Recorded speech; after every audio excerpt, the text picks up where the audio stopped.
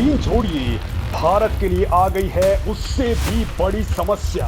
पाकिस्तान के पास आने वाला है वो योद्धा जो भारत के पास बन सकता है सबसे बड़ी समस्या, क्योंकि अभी 5वीं पीढ़ी का योद्धा भारत के पास नहीं है और ये पाकिस्तान के पास आने वाला है। और दोस्तों, बड़ी बात ये है कि भारत के पास इसे रोकने तक की टेक्नोलॉजी फिलहाल मौजूद नहीं है। इस वक्त वो बिल्डिंग प्रोसेस में है। तो दोस्तों, क्या अब भारत करेगा इसको रोकने के लिए, और क्या भारत अब उस ब्रह्मास्त्र का इस्तेमाल कर देगा जो अगर चला तो फिर उसे रोकने वाला कोई नहीं होगा। जी हाँ दोस्तों, भारत के लिए ये बहुत बुरी खबर आई है जिसकी शायद कल्पना भारत ने कभी भी नहीं की होगी। भारत 3 देशों के चक्रव्यूह में इस वक्त फंसता हुआ नजर आ रहा है और भारत ने समय रहते अगर कोई ठोस कदम नहीं उठाया तो पड़ोसी पाकिस्तान भारत को एक बड़े युद्ध में धकेल सकता है और इस युद्ध में वो एक ऐसे हथियार का इस्तेमाल कर सकता है जिसकी काट के लिए भारत के पास आज की डेट में कोई हथियार नहीं है।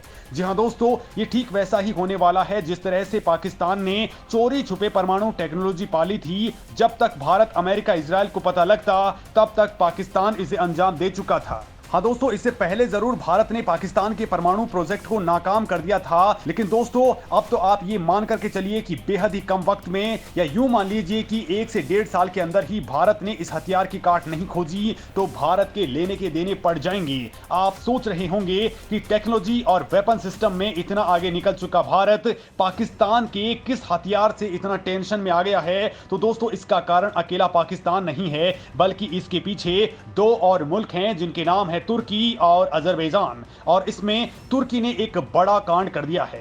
दोस्तों, इस वीडियो पर बने रहिए क्योंकि मैं आपको वो तमाम जानकारी देने वाला हूं जो आपके होश उड़ा करके रख देगी। क्योंकि दोस्तों, टेक्नोलॉजी में तुर्की काफी आगे निकल चुका है। हाल फिलहाल ही आपने देखा है कि रूस यूक्रेन युद्ध में किस तरह से तुर्की ने एक ड्रोन, बैरक्टार TB2 ड्रोन से युद्ध का पूरा पासा ही पलट दिया था।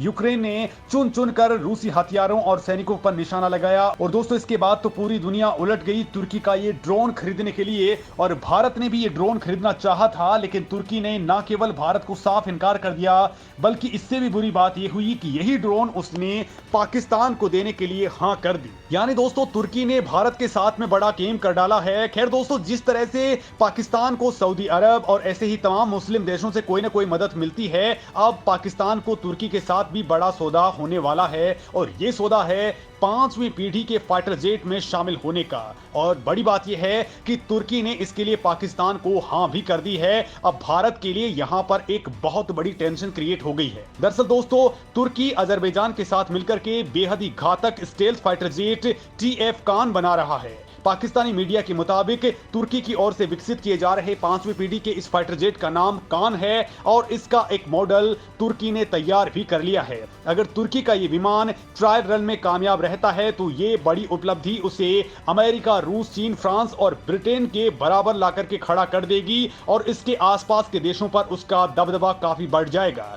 दोस्तों, तुर्की के इस बड़े प्रोजेक्ट में अब पाकिस्तान भी शामिल हो चुका है और उससे भी बड़ी टेंशन वाली बात यह है कि तुर्की इस विमान को रेडी करने के लिए बहुत फास्टली काम कर रहा है और तय समय से 5 साल पहले ही विमान की पहली फ्लाइट करवाने वाला है। यानी दोस्तों, अगले 1 से 1.5 साल के भीतर ही पाकिस्तान को मात्र 1-2 साल के भीतर ही स्टेल्थ फाइटर जेट मिलने वाले हैं। यानी 5वीं प्लस पीढ़ी के फाइटर जेट पाकिस्तान को मिल जाएंगे। मतलब भारत से भी पहले। भारत का स्टेल्थ फाइटर जेट M का अभी आधा ही तैयार नहीं हुआ है, लेकिन दोस्तों ये पाकिस्तान के पास अब आने वाला है। अभी दोस्तों भारत एमका के लिए अमेरिका से F414 इंजन की डील ही कर पाया है। अब आप सोच लीजिए कि पाकिस्तान के हाथ अगर स्टेल्थ फाइटर जेट लग गया तो वो भारत को कितना बड़ा नुकसान कर सकता है। पाकिस्तानी मीडिया का दोस्तों दावा है कि तुर्की ने इस विमान का प्रोटोटाइप रेडी कर लिया है और ये इस साल के आखिर तक ट्रायल रन कर सकता है। बताया जा रहा है कि ये स्टेल्थ फाइटर जेट तकनीक से लैस होगा और बिना कोई संकेत छोड़े दुश्मन के इलाकों में घुस करके कहर बरपा सकता है। तुर्की से आई ये खबर भारत के लिए बहुत ज्यादा टेंशन क्रिएट करने वाली है और भारतीय रक्षा विशेषज्ञ इस पर पैनी नजर बनाए हुए हैं। हालांकि दोस्तों इसके बचाव के लिए भी भारत के पास हथियारों की खेप मौजूद है। भारत की अकेली ब्रह्मोस मिसाइल इसका खात्मा कर सकती है और इसको लेकर के एक बड़ा टेस्ट होने वाला है जो जल्द ही कंप्लीट हो जाएगा।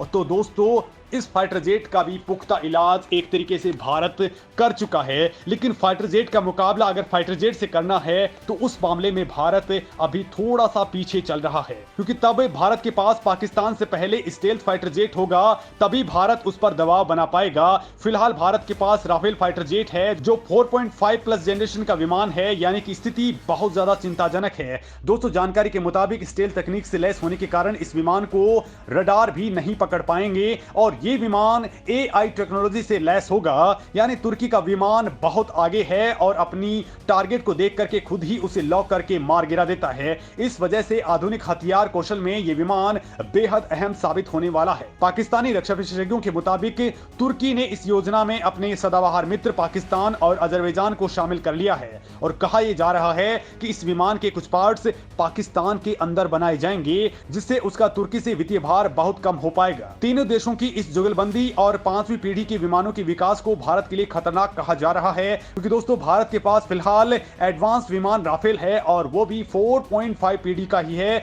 ऐसे में अगर तुर्की के जरिए पाकिस्तान को 5th प्लस जनरेशन का कान विमान मिल जाता है तो उसे भारत पर बढ़त मिल सकती है। तुर्की पहले ही पाकिस्तान के बैरक्टार जैसे खतरनाक ड्रोन्स और दूसरे हथियारों को देने के काम में लगा हुआ है। ऐसे में नए विमान की साझेदारी भारत की टेंशन को कई गुना बढ़ा दे रही है। भारतीय रक्षा विशेषज्ञों के मुताबिक दोस्तों, तीनों देशों का त्रिकोण भारत के लिए खतरा तो है ही, लेकिन भारत सरकार भी इससे अनजान नहीं है। रूस से हाई एडवांस S-400 की खरीद के बाद अब भारत दुनिया की सबसे तेज गति से उड़ने वाली ब्रह्मोस मिसाइल की दूरी बढ़ाने का काम कर रहा है। फिलहाल ये 290 किलोमीटर तक मार कर सकती है, जिसे अभी 450 किलोमीटर तक बढ़ाया जा चुका है और अब इसकी दूरी को 900 किलोमीटर तक किए जाने का काम किया जा रहा है। यानी पाकिस्तान से कोई विमान उड़ा भी नहीं, उससे पहले ही ये उसे खाक कर सकती है। लेकिन दोस्तों, इसके लिए भी भारत को अपनी तैयारियों को बहुत मुकम्मल करना होगा, क्योंकि ये मिसाइल भी अभी टेस्टिंग फेज में है और जिस वक्त ये तैयार होगी